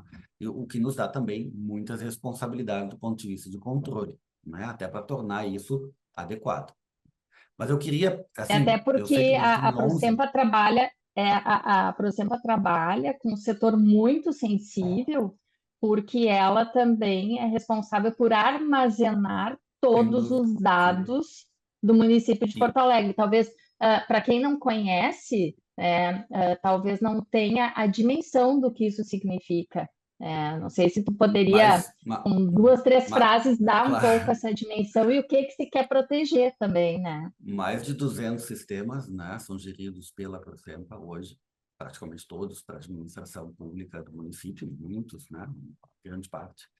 E estão ali listados, né? Então é interessante que a gente não atua diretamente com a população, muito pouco a gente atua diretamente com a população, mas a gente atua como ferramenta para a instrumentalização desse serviço público, não só do serviço público, mas da gestão pública, né? Esses dois grandes pilares, né? De serviço diretamente, saúde, enfim, né? Educação, vários sistemas voltados ao cidadão, fazenda, enfim, né? Serviços relacionados ao cidadão, mas também fortalecimento da gestão. Então, as questões relacionadas à estratégia, elas precisam de sistemas, né? Precisam de informações, digamos assim, não tanto de dados, mas de informações que possam ser absorvidas para que se faça uma gestão rápida, eficiente, né? Atendendo ao controle social, transparente. Então, a Procempa, obviamente, ela tem uma atuação muito forte na gestão desses dados, na guarda desses dados, ou usando o termo da LGPD, né, a custódia desses dados pessoais e de todos esses sistemas que são do cidadão, mas que estão com a administração pública municipal. Então, sim, é um dos focos principais, a segurança da informação, a atuação por parte da Procempa. Eu queria, Karen, se tu me permitisse, já passou 1 hora da nossa conversa, eu queria pelo menos 15 minutinhos para apresentar o que eu vim apresentar aqui, que é o sistema de integridade da Procempa. Pode Vamos lá, ser? vamos lá. Tá, depois a gente conversa aí com o pessoal, mas eu queria Tá rapidamente certo. passar para vocês, né, como é que se deu esse sistema de integridade. A gente inventou a roda? Não, gente, a gente não inventou a roda. Ah, não tinha nada na Procempa antes do Pontinho entrar lá. Não, gente, pelo amor de Deus, tinha muita coisa, né? As estatais, a lei das estatais exige um sistema de governança. A gente sempre teve conselho fiscal, a gente sempre teve conselho de administração, sempre teve órgãos internos, auditoria externa, sempre tivemos isso, né? Então, assim, não saiu do nada. Né? A gente agora vai mudar o mundo. Não, o que a gente fez foi dar uma cara de compliance, dar uma cara de integração, para não dizer integridade, né? De integrar esse sistema todo com uma lógica de compliance, certo? Para isso, então, ou em cima do que já existia, de um longo processo contínuo e que não terminou agora, é que a gente contratou uma consultoria. Então, nós chegamos à conclusão que nós não teríamos braços suficientes para fazer a implementação e ainda tocar as atividades do dia a dia. Então, a gente, da controladoria, né? Que é a área onde eu atuo. Então, a gente contratou uma consultoria para nos auxiliar nesse processo. Não há problema nenhum em divulgar, né? O processo de consultoria já terminou, a gente ainda tem um trabalho de implementação interno, mas já terminou, que é o Pironte. Fizemos o lançamento dessa consultoria lá em junho do ano passado, né? Foi quando iniciou esse processo. Esse processo é composto por 8 fases, digamos assim, 8 etapas que às vezes elas não são contínuas, né? Elas se compartilham dentro do tempo. Então, primeiro um mapeamento, a coleta dos dados, depois uma análise de maturidade, que foi feita com um questionário, vou mostrar aqui para vocês. Depois, talvez a etapa mais técnica de todas, que é a construção da matriz de risco e integridade. A construção dos códigos, isso a gente já faz bem, né? O pessoal da PGM adora, eu também. Fazer regra a gente adora. Então, assim, fazer políticas, tal, o importante é botar, só lembrem que o importante é botar isso no mundo real, né? Escrever não basta, a gente tem que fazer com que essas coisas entrem no mundo real. Mas está ali, então foi todo um processo de construção desses códigos. O canal de relato ou o canal de denúncia já existia, a gente fez uma adaptação, né? Uma melhoria nos processos. Os contratos de gestão, vou explicar para vocês depois no final, e como todo, processo de compliance, né? Implementação, monitoramento, remediação, comunicação e treinamento durante todo esse processo. Agora vamos lá, fase por fase, 1 a 1. Tá? Primeira fase, mapeamento e coleta de dados. O que foi feito? Um plano de trabalho, cronograma, né? Toda a metodologia, etc., como ela deveria fazer. Nós mandamos para a consultoria toda a documentação necessária, porque eles precisam nos conhecer. Ninguém nos conhece melhor do que nós mesmos, mas eles precisavam conhecer essa documentação, então a gente remeteu todo esse histórico, inclusive de controle, de Tribunal de Contas, para que eles conhecessem um pouco melhor dos riscos, né? Na segunda fase, uma fase muito legal, muito importante, foi passado um questionário para todos os nossos empregados, né? Tivemos uma adesão de 41%, foi bem interessante do ponto de vista daquele momento, né? O momento de implementação. Hoje eu tenho certeza que nós teríamos uma adesão maior, mas naquele momento era importante conhecer a maturidade desses conceitos, né? Dessa lógica dentro da companhia. Então, vocês podem ver que nessa etapa enfim, aplicação do questionário, compilação dos resultados, né? Os verdes eram que os funcionários entenderam como algo já existente e ok. Os amarelos, os funcionários entenderam como algo existente, mas não conheciam muito bem como é que funcionava. E o vermelho é o que eles entendiam como algo que não tinha. né? Ou que muito deficiente. E não, vamos lá, a gente não está falando de comunicação e treinamento de tudo, a gente está falando da área, né? Dos temas de integridade. Obviamente, nós temos comunicação e treinamento na área técnica muito forte, mas nesta área de integridade era algo que não existia e de fato, né? É preciso reconhecer que não existia. Algo, opa, aqui não apareceu, mas isso aqui é um modelo de uma... opa, agora apareceu. Aqui. Então, vamos lá. Na análise de maturidade, o percentual, ó, um tipo de pergunta. Segundo seu entendimento, a companhia possui orientações voltadas à segurança da informação? Claro, essa aqui é uma pergunta que eu, assim, capciosamente coloquei, porque, obviamente, essa é uma questão que, né, a maioria tem que dizer que conhece, é a nossa atividade, né, gente? Então, eu peguei essa aqui porque, né, a resposta está bem legal, assim, 85% já disseram lá antes de todo o trabalho que sim, né? Tinha orientações para que não tenha acesso não autorizado e tal. Mas esse é o modelo, né? Outras, o vermelhinho é muito maior. Outras, o não sei era muito grande. O que é bom neste processo, que o não sei seja grande, porque é justamente por isso que a gente está fazendo o trabalho, né? Para que as pessoas conheçam.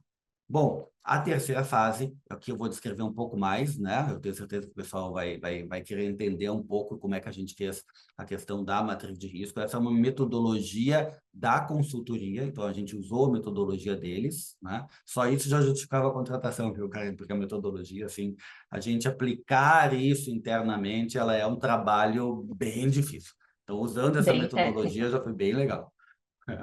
Eles fizeram, olha só, nas entrevistas, lembra que a gente, além da pesquisa, tudo isso é documento que vai importar para a gestão para a matriz de risco, tá? E além daquele documento, além daquela pesquisa, eles fizeram entrevistas com, sei lá, 20 e poucas pessoas dentro da organização, entrevistas individuais para cada um, para entender como elas vinham a questão dos riscos, quais eram os riscos principais dentro da área em que funcionava e tal. E essa foi a primeira fase. Desta fase, né, se fez a identificação dos riscos, então, estamos numa planilha, né? Impactando, qual é a categoria, causa, qual é a consequência, um trabalho inicial, né, de referência, com relação à identificação dos riscos principais, lembrando os riscos que atingem o objetivo da companhia, os objetivos da companhia. Daqui, a gente colocou numa tabela e fizemos uma avaliação de probabilidade e de impacto, como qualquer gestão de risco, base de gestão de risco do modelo que a gente está usando, que é o modelo da ISO, é que a gente faça essa avaliação com base numa escala. Aqui é a escala que foi usada. Então, a probabilidade foi utilizada essa escala, né? Olha só, acima de 90% a chance de ocorrência do evento. É muito alta a chance de ocorrência. Lembrando que isso é antes da existência de controle, né? A gente pensa antes, olha, esse risco aqui, qual é a probabilidade de acontecer? Risco de segurança da informação, risco de vazamento não, mas enfim, de incidente de segurança da informação, qual é? Então vai lá, coloca lá a probabilidade. Aí depois a gente analisa o impacto. Se esse risco que está sendo dito aqui, foi identificado, é um risco, ele efetivamente acontecer, qual é o impacto dele? Olha, o impacto aqui no médio, eventos imensuráveis financeiramente que causem danos na operação de reputação moderada ou com repercussão negativa na mídia regional e perante os órgãos públicos fiscalizadores com risco de valores de condenação moderados. Tudo isso tem um grau de subjetividade? Tem, mas olha só, dentro da subjetividade a gente está dando critérios. Além disso, dentro do impacto financeiro, esse risco, se ele se concretizar, ele vai afetar de 5% a 10% da receita mensal da companhia. Olha, está aqui. Se ele se concretizar, ele tem esse potencial. Lembra? Estamos trabalhando em potencial. Com base nesta avaliação, né, se constrói, então, depois a tabela lá dos riscos mais relevantes. Mas antes, a gente já tem que pensar qual é a resposta que a gente vai dar ao risco. Tem 4 possibilidades em gestão de risco, né? Quando a gente faz gestão de risco, 4 possibilidades de trabalhar um risco. Eu posso aceitar o risco, eu posso evitar o risco, posso mitigar, eu posso transferir. Tá? São essas 4 possibilidades que a gente tem, gente. Mas a gente tem que ter consciência que a gente está fazendo isso dentro da organização. A gente está trabalhando aquele risco com essas 4 possibilidades. Não vou entrar no mérito aqui depois, vocês podem ver, mas isso é uma consequência da ISO. Nós temos aí vários trabalhos que dizem como é que a gente A gente decide o que fazer. Quem decide é a gestão. A gente só indica, certo? Depois, a gente tem que trabalhar qual é o controle e qual é o plano de ação. Então, tem várias, né? Temos na coluna, a gente não trabalhou com sistema nenhum, tá? A gente trabalhou com Excel, certo? Então, assim, não tem um motivo para ficar dizendo que eu não posso fazer porque a administração não comprou um sistema. Não, dá para fazer no Excel. Claro, não é a mesma coisa, né? Que ter um sistema de gestão e tal. Mas eu costumo dizer para todos, já dizia antes, é melhor a gente fazer no Excel e aprender a fazer, e depois a gente contrata um sistema para botar aquilo ali dentro de um sistema. Porque senão a gente não vai saber fazer, vai só seguir o que está dizendo no sistema lá, o que tem que preencher nos campos, e não vai ter a mesma eficiência. Então, até para contratar um sistema, tem que saber o que fazer. Então, aqui, a gente elaborou, então, estamos em processo, tá, gente? Isso não terminou. Estamos em processo de definição dos controles e dos planos de ação para aqueles riscos que foram identificados, né? E depois a gente, obviamente, tem que rodar análise crítica, avaliar o risco residual que fica depois da implementação dos controles, tá? Aqui uma tabela que eu tenho certeza que vocês estão vendo, estão lendo tudo bem bonitinho, tem, né?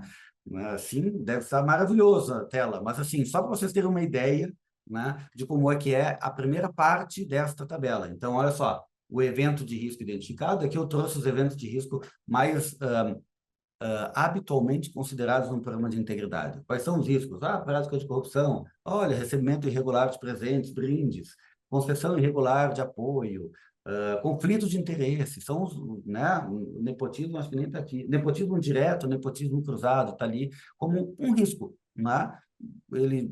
Qual é o potencial, qual é a probabilidade, então a gente vai lá, analisa o impacto, o risco inerente, né? Alto, médio, baixo, estabelece categorizações, até para trabalhar isso depois, causas, qual é o impacto, então o impacto em quem? Nos clientes, na administração, na autoridade. Sim. Então eu estava comentando com vocês essa planilha, olha só, é uma imagem, mas é uma planilha, obviamente ela é muito maior do que isso aqui. Essa é a primeira parte em que a gente identificou os riscos, colocou probabilidade, impacto, qual é o risco inerente e tal. Na sequência, a gente tem o evento de risco, né? Desculpe, dentro de cada um desses eventos de risco, a gente estabeleceu oportunidades de melhoria e o plano de ação. Então, vejam só, ele é uma planilha imensa, mas obviamente ela se desdobra, né? Depois, qual é o plano para aquele risco lá, a oportunidade de melhoria, qual é o plano de ação? Depois, na sequência do plano de ação, desculpe, depois eu vou dizer para vocês o que foi feito na sequência, mas assim, só fiquem com essa imagem que é preciso ter o plano de ação. O que a gente fez com a identificação desses riscos? Se construiu uma matriz de risco de integridade. Vocês vão ver aqui, ó, a probabilidade e o impacto colocados juntos gerou uma matriz de calor, né? A gente chama avaliação de risco, mapa de calor, 5 por 5. Então, obviamente, quais são os riscos que a gente vai trabalhar com mais controles ou com mais formas de evitar que eles se concretizem? Os riscos que são enquadrados como extremos. Nós temos 2 riscos enquadrados como extremos. Temos 21 riscos enquadrados como alto. Eu não vou trabalhar os riscos médios ou risco baixo, claro que eu vou continuar trabalhando eles, mas não é com a mesma atenção, não é com o mesmo nível de controle que eu vou trabalhar com os demais riscos que são extremos ou altos, certo? Mas olha só, E botar isso André, numa só matriz é existe uma parte, né? existe algum sigilo ou daria para exemplificar hipoteticamente um desses riscos e possível impacto Então, deles assim bem na é, prática? sim, vamos lá. Lembra dos riscos que a gente botou aqui na matriz? Olha só, controles internos deficitários, prática de corrupção, recebimento irregular de presentes, nepotismo, interferência, aqui, ó, conflito de interesse, né? Cada um deles, eu acho que a maior parte desses que eu citei, eles estão enquadrados como aqui, níveis médios, né? Ou média probabilidade com médio impacto, ou média probabilidade com alto impacto. A maior parte deles estão nessa faixa aqui. 2 níveis são os níveis extremos. Qual vocês acham que são os níveis, o risco principal para uma companhia como a Procel? Eu não preciso, olha só, eu não precisaria ter feito nada disso. Vocês sabem quais são os riscos. O risco de incidente de segurança é o principal risco de relacionado a essa organização, porque o impacto é muito grande, né? Seja do ponto de vista financeiro, seja do ponto de vista do que a gente acabou de ver, né? Porque a integridade do sistema faz parte desse processo. Então, esse é um risco muito alto e é um risco de probabilidade que foi colocado como médio dentro daqueles percentuais, mas que vão acontecer, né? A gente não trabalha mais com o risco de segurança de risco zero, né? Eles vão acontecer. Então, o maior trabalho aqui é trabalhar com o impacto, é saber como lidar com esse risco. Né? Para isso que a gente tem um time de resposta a incidente, para isso que a gente tem toda uma política relacionada a como trabalhar com o risco. Então, os dois maiores riscos, um deles, com certeza, é a segurança da informação, o outro, eu confesso para vocês que eu não lembro de cabeça, mas eu acho que é a proteção de dados. Né? Tem que dar uma olhada lá para ver se são realmente estão, porque esse aqui é a matriz de risco antes do controle. Depois a gente vai ter uma matriz de risco dos riscos que ficaram. Depois da implementação dos controles, como é que a gente está trabalhando? Porque qual é o nosso objetivo, tá, de qualquer área de compliance? É esses riscos saírem daqui e virem para cá, para o amarelo e para o verde. Eles vão continuar riscos, né? Só que a probabilidade vai diminuir com os controles que a gente vai colocar. O impacto vai diminuir com os controles que a gente vai colocar. Né? Esse é o trabalho, muito simplesmente falando, né? Então, dentro da matriz de risco, olha só, o que a gente fez também nos planos de ação. Aqui não está zerado, porque eu não ia trazer para vocês todos os nossos planos de ação, mas eles estão aqui, ó, data início, data final, status, qual é a força, efetividade, essas análises elas são periódicas, né? Dentro de cada um dos planos de ação que foram identificados para trabalhar o evento de risco. E aí nós vamos trabalhar com o risco residual depois da implementação dos controles, certo? Essa é a lógica da gestão de risco. Ah, a gente tem que ter um sistema para trabalhar isso. Não, eu posso ter aqui ó, uma ficha, né? Estou aí, um Excel, isso aqui é um Word, né? Trabalhando com o registro do risco. Cada um desses riscos vai ser categorizado, colocado aqui, qual é a probabilidade, o impacto, quais são as causas, qual é o dano previsto, né, oportunidade de melhoria e qual o plano de ação. Como qualquer plano de ação, tem algumas coisas básicas. O responsável, o prazo e como é que está andando. Senão não é um plano de ação, senão é só papel, né? Então, isso dentro de cada um daqueles riscos, uma ficha de acompanhamento como essa. Puxa, seria muito legal ter um sistema com isso automático, esse controle, mande e-mail, tal. Pode, óbvio, seria muito bom. Talvez a administração pública, quando faça isso, pelo potencial de riscos envolvidos, vá precisar de algo assim. A gente avaliou que nessa fase de implementação não precisaria. Assim a gente consegue trabalhar. Bom, já foi meus 15 minutos, mas ó, me dá mais 5 só para a gente terminar aqui. A gente tem a fase, aquela que vocês gostam muito, que é a redação das políticas, né? Então, qual foi a parte diferente da Procempa nesse processo, né? Dentro da consultoria? Qual foi a parte de diferença? Tu pode simplesmente pegar o material que a consultoria deu. Então, a consultoria deu para cada um desses entregáveis, né? Lembrem assim, eu tenho grandes riscos, portanto, esses riscos aqui eu preciso trabalhá-los com uma política específica, certo? Cada um daqueles riscos lá foram trabalhados com uma política específica. Então, ela nos entregou o modelo já consolidado daquilo que elas achavam, a consultoria achava importante. Eu poderia ter simplesmente implementado aquele modelo, mas a gente não fez isso.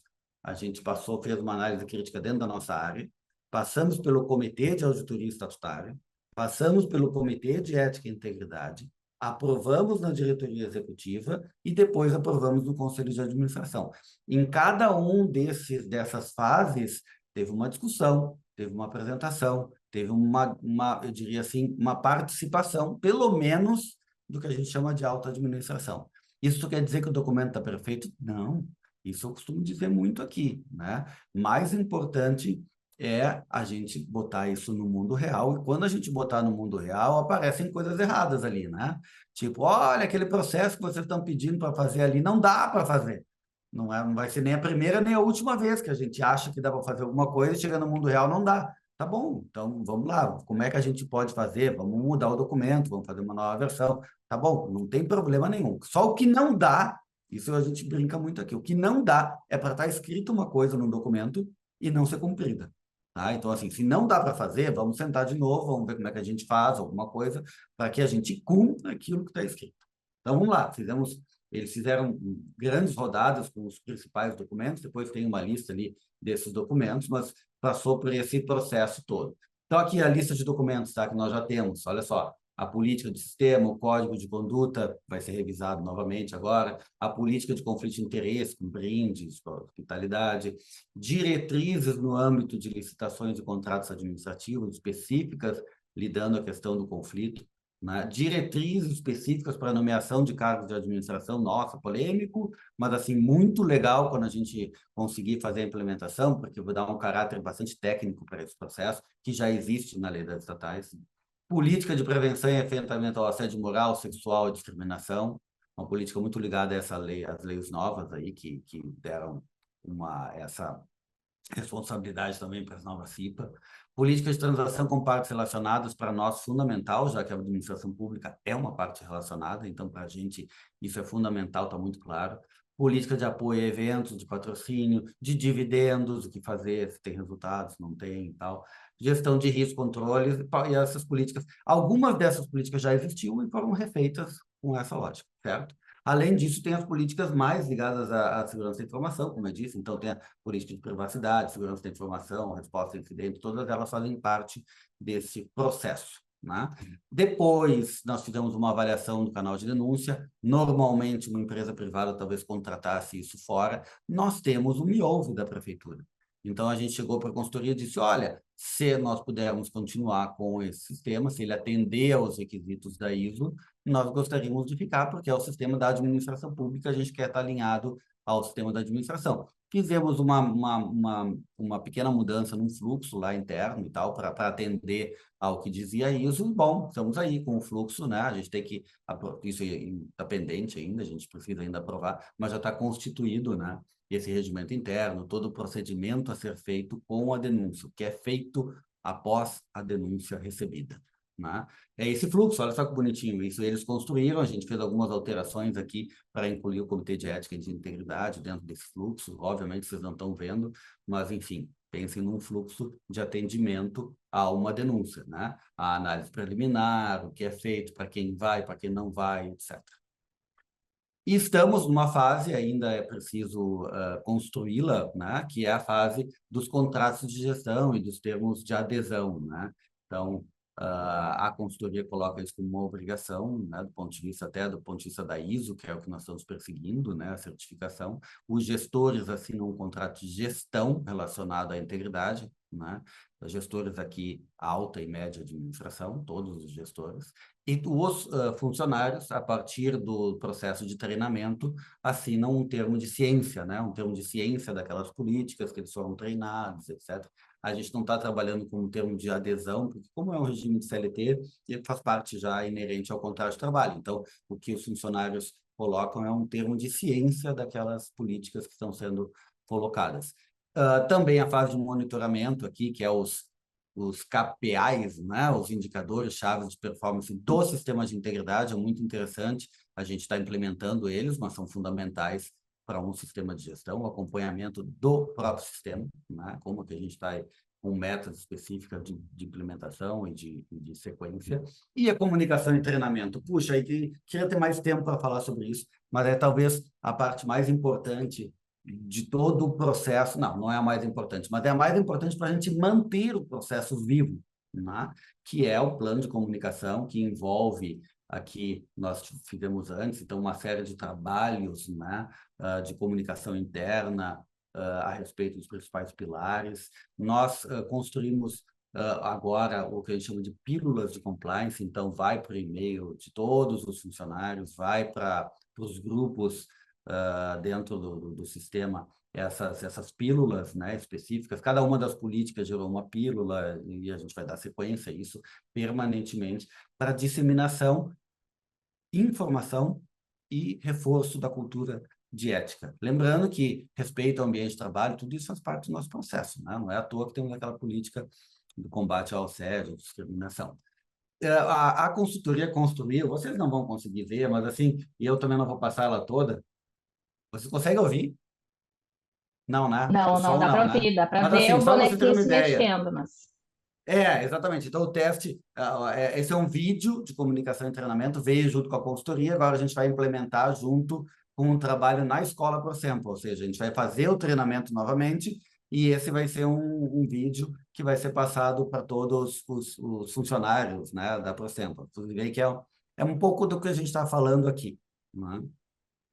Então, lá, ó, olha aí, ó, suporte da alta administração, ele vai falando, né, todos os pilares, ó, avaliação de risco, os códigos, né? Mas eu vou parar, senão a gente vai ficar só aqui. Certo? Ó, bem legal, né? Do ponto de vista do trabalho que está sendo feito também pela comunicação. Vocês estão vendo isso em primeira mão, tá? E a nossa equipe não viu ainda, então vocês estão vendo aí Olha, em que primeira mão, porque a gente recebeu, legal! mas isso tem que Que entrar dentro de um honra! processo de treinamento. Bom, por fim, eu sei E só eu para queria. terminar. Oi, Tá. diga. Quer que eu Não, não, termine ou tu fala, quer? fala. Não, olha Não, só para eu quero vocês. fazer uma pergunta depois sobre isso. Tá, só para vocês entenderem, essa é a Procempa, esse é o organograma atual da Procempa. Temos uma parte vinculada à diretoria técnica, né? Então, na atividade fins. Temos uma área vinculada à diretoria administrativa, que é o administrativo, financeiro, gestão de pessoas e tal. E temos essa área aqui no meio, chamada integridade, conformidade e gestão de risco, que está conectada com a presidência, certo? Como diz as melhores práticas do ponto de vista da certificação e do ponto de vista de boas práticas de alinhamento. Então, nós estamos ligados à presidência, mas temos estatutariamente a possibilidade de trabalhar diretamente com o Conselho de Administração quando for necessário. Temos, então, duas áreas conectadas, que é a controladoria e a proteção de dados pessoais, que estão aqui ligadas à grande caixa, né, de integridade, conformidade e gestão de riscos, e temos uma equipe enorme de 3 pessoas, né, trabalhando junto comigo, né, nessa equipe aí, trabalhando com essa temática toda. Além disso, é importante, além da equipe própria, nós temos o Comitê de Ética e Integridade. Ele não é um comitê estatutário, então ele está nessas caixinhas aqui, mas ele é um comitê com status, né? Apesar de não estar no estatuto da Procempa, ele tem esse status, é um comitê criado agora por essa gestão. Os contatos eles podem ser feitos diretamente na página da Procempa, né? Então, Comitê de Ética e Integridade, temos aqui 3 membros do comitê, um especialista externo, um empregado da companhia e um aposentado da companhia, porque a gente achava que era importante ter a visão sênior e a visão da história da companhia dentro deste comitê de ética e integridade. Então, aí as competências, né, as atribuições deste comitê, principalmente como instância consultiva, mas ele recebe as denúncias e dá o tratamento inicial das denúncias do ponto de vista de instalação de processo e tal, mas o principal do comitê de ética, a gente sempre quer reforçar, é isso, orientar e aconselhar sobre a conduta ética. É uma instância consultiva não só da alta administração, mas de todos os agentes públicos vinculados à Procempa. Os membros do Comitê de Ética e Integridade têm mandato, ou seja, é um por ano que vão saindo, né? Então, eles permanecem à gestão, né? Eles têm mandato fixo, tá? E os documentos do canal de denúncias, só para reforçar para vocês onde encontrar, eu tenho certeza que vocês vão ver, vão querer ver. Lá na página da Procempa tem uma aba chamada Governança. Nesta aba chamada tem 3 abas internas: Compliance, Integridade, Transparência Ativa, LGPD e Segurança da Informação. Quando clicar lá em Integridade, vão ter todas as políticas vigentes lá para vocês olharem, bonitinho, copiarem, se acharem importante, né? A comunicação com a Procempa se dá pela página, né? Então, aqui nós temos o gabinete, toda a alta administração, com a sua responsabilidade. E isso eu quero reforçar para vocês que estão aqui, como tenho reforçado para todos os nossos funcionários. Nós temos um canal de denúncia, está aqui, para denunciar irregularidades, é o Me Ouve, né? E temos a possibilidade de relatos, denúncias diretamente ao Comitê de Auditoria Estatutária, Comitê de Ética e Integridade. Se a pessoa quiser, ela vai lá para o Me Ouve, ó, né? Faz a denúncia pode ser identificada, sigilosa ou anônima, então um controle muito legal. O nosso canal de denúncia da prefeitura é muito bom, está para evoluir, mas ele é muito bom comparado com os outros de outras administrações públicas. Posso garantir para vocês, é um canal muito legal. E temos a possibilidade, então, dos comitês. Aí a pessoa vai entrar lá no site, vai estabelecer, vai procurar lá a composição do comitê e pode falar diretamente com o comitê ou com cada um dos membros do comitê através de e-mail. Deixando para vocês que, assim, nós temos muito trabalho ainda para fazer. né? Esse é um trabalho que é permanente. A gente, já fizeram tudo. Sim, a consultoria já acabou, mas assim, o nosso trabalho ele começa agora, né? Temos 3 documentos que nós ainda precisamos aprovar no Conselho de Administração, tá já marcado para a próxima reunião. Temos que implementar toda a gestão de risco. A gestão de risco ela foi feita, mas ela precisa de um acompanhamento muito forte, né? Foi feita uma primeira etapa com a consultoria. Temos que estabelecer o programa de capacitação permanente, então fazer a escola para o SEMPA, trabalhar trilhas relacionadas a cada uma das políticas, né? Tem que ficar gravado, a comunicação vai continuar trabalhando muito forte, e temos que pegar aquelas políticas, principalmente aquelas que têm processos já definidos, e botar no mundo real. Nós temos uma política de conflito de interesse que requer uma pesquisa entre os funcionários, a gente tem que fazer esse trabalho. Temos uma política de integridade indicados a cargos, que a nossa área tem que fazer o trabalho de pesquisa, sempre que há um indicado. Temos uma política relacionada aí à avaliação de terceiros, que são os contratos, né, os fornecedores. Então, nós temos uma due diligence para fazer nos contratos de alto risco, em todos eles, né, que é um trabalho que a gente tem que fazer. Então, é isso, gente. Tem um trabalho muito forte pela frente. O que a gente quer, o nosso objetivo é a certificação pela ISO, né? Isso, obviamente, não vai ser esse ano, mas numa sequência, né? Até porque para a certificação eu preciso de indicadores, né? Uma sequência de indicadores. Eu preciso ter números ali mostrando, demonstrando que a gente está fazendo análise. Isso é uma necessidade, provavelmente, para o ano que vem, seja algo possível de se buscar. Mas o importante é que isso já está no, né? Estamos implementando, já está, um trabalho já foi feito nessa área há algum tempo. Cansei. Deixei para Ótimo, vocês aí André. 2 frases principais, tá? Que são os mantras da nossa área, né? O errado é Com errado mesmo que todo certeza. mundo esteja fazendo, o certo é certo mesmo que ninguém esteja fazendo. E algo que é muito comum na procuradoria, né? Eu tenho certeza que chega às vezes aquelas perguntas, mas como é que eu posso fazer isso?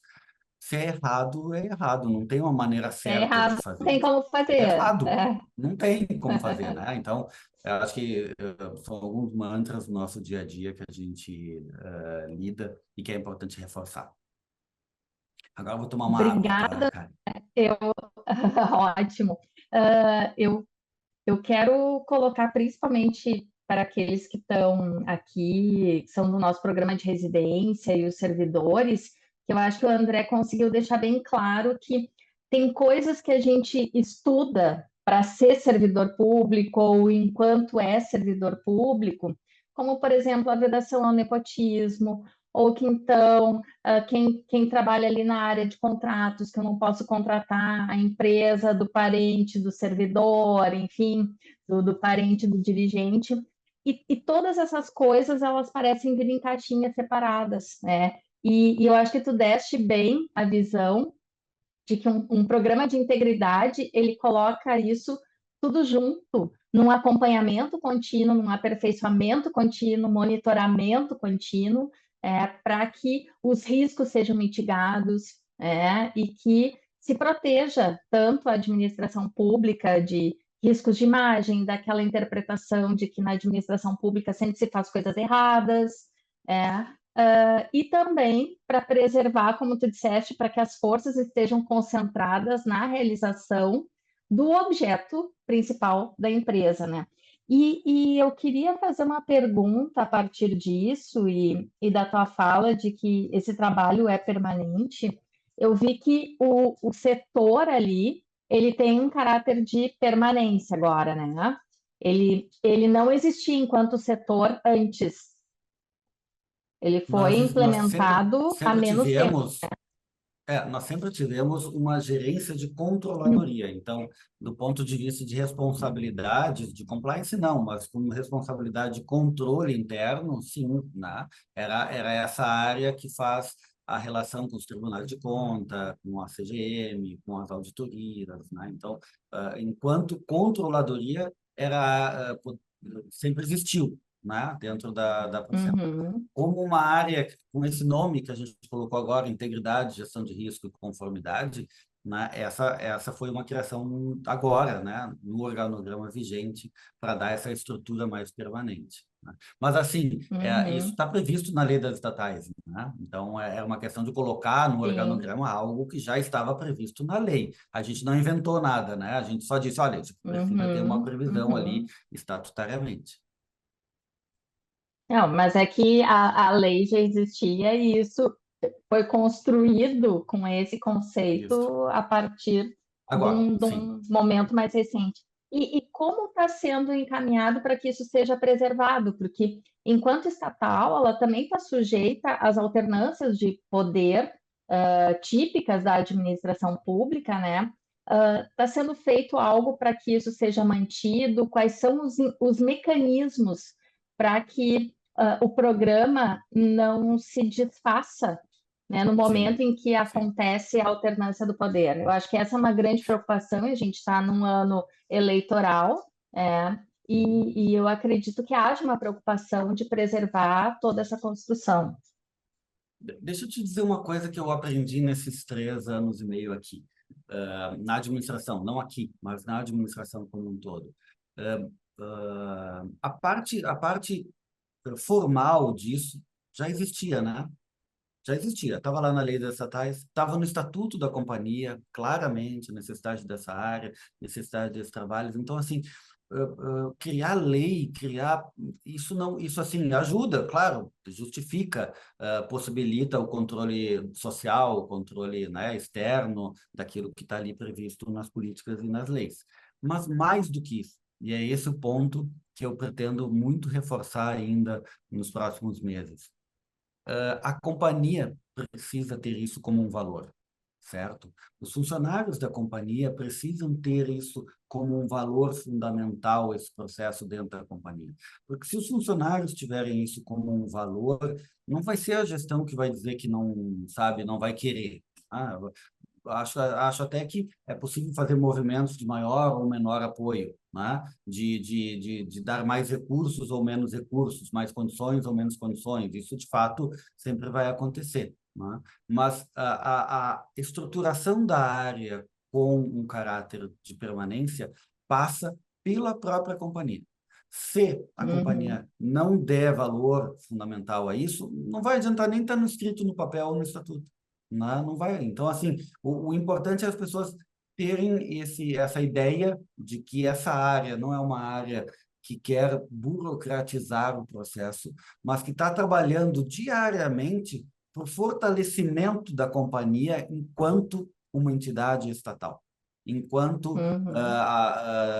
enquanto uma estatal que tem que seguir um interesse público, relevante interesse coletivo, né, que justificou a sua criação. Eu acho que quando isso fica claro assim em mais pessoas, isso passa a evidenciar um processo de gestão que é muito mais contínuo, que não é de um governo, não é de uma gestão, ele é um processo de permanência, né? Mas, Karen, assim, eu posso colocar onde eu quiser, posso colocar até na lei de criação da Procepa. Se não tiver esse interesse, não funciona.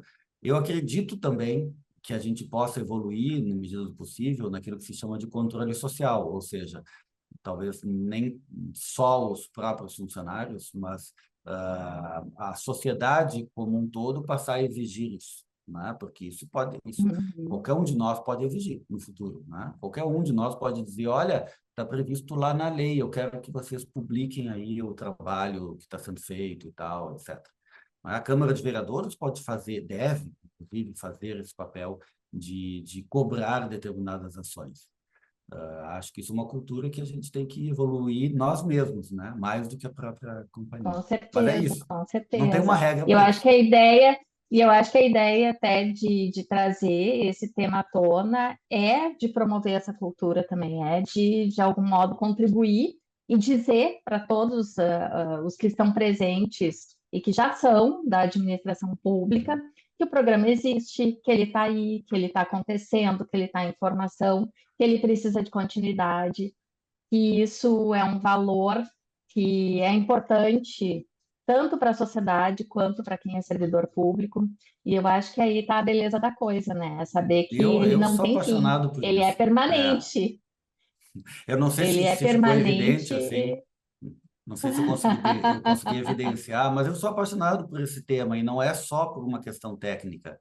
Eu acho que ele tem uma técnica, é importante ter ferramentas, é importante ter processos bem dimensionados, mas é importante ter um objetivo, não é? Eu acho que esse programa ele deixa um legado para a companhia. Ele tem como objetivo deixar algo permanente para a companhia, né? No sentido de justificar a sua existência, no sentido de continuar esse processo de melhoria, inclusive da eficiência, né? Interna, da produtividade, da eficiência. Mas é isso. Acho que Até não termina agora, tem só uma, começa agora. tem, tem vários parabéns aqui no chat, né? Idoneidade tem que reinar, excelente palestra, ótima apresentação, parabéns pela palestra, parabéns pelo belíssimo trabalho realizado pela Procemp, excelente apresentação. E uma pergunta aqui da Letícia Pereira Chagas: como está o grau de maturidade do programa de integridade da administração direta de Porto Alegre? Eu acho que aí a gente precisaria de outra apresentação Sim. para avaliar como está, Mas deixa eu trazer te dizer também assim, Karen e Oi. Letícia, existe uma previsão legal, como eu demonstrei para vocês, tem um programa de integridade do Sim. município, né? Mas, obviamente, eu não posso comparar uma companhia com 300 funcionários com uma administração pública de, sei lá quantos, 10 mil, 12 mil, sei lá quantos funcionários temos ativos hoje na administração, e com silos muito estruturados, né? Porque a administração pública tem Uhum. essa condição de uma secretaria ter muita dificuldade de tratar coisas com outras, né? Então, eu acho que esse é um processo bem mais demorado, né? Isso eu estava falando com a Karen antes, isso não deveria ser um processo vinculado ao governo, isso é um processo de Estado, né? É uma questão de Exatamente. princípio constitucional da eficiência, né? A gente precisa implementar isso a longo, obviamente, a curto prazo, fazer as coisas acontecerem, mas ela tem que ter uma sequência além dos governos, né? Eu sei que está sendo feito, eu mesmo participo de um grupo que está trabalhando compliance na administração pública, mas eu tenho consciência que a velocidade da administração pública é diferente de uma estatal. E olha que a estatal já é devagar em algumas coisas, né?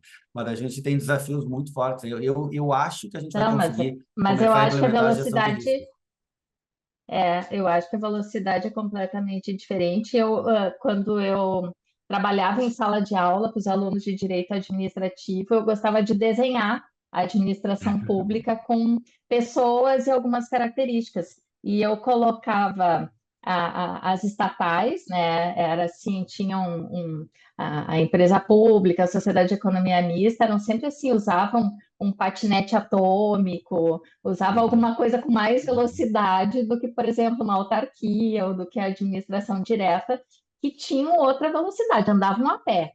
Né? Então, era mais ou menos esses os Mas, Karen, desenhos das pessoinhas que eu fazia.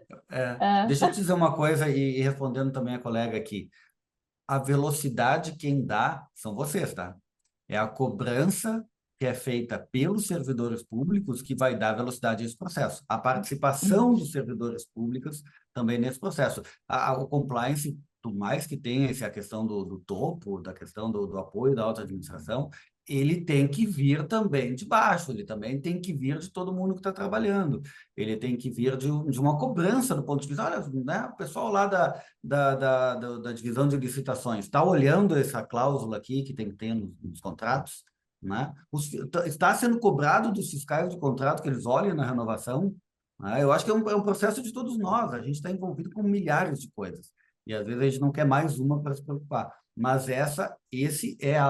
esse é caracteristicamente um processo que envolve todos nós, como cidadão, nem como servidores públicos, mas como cidadão.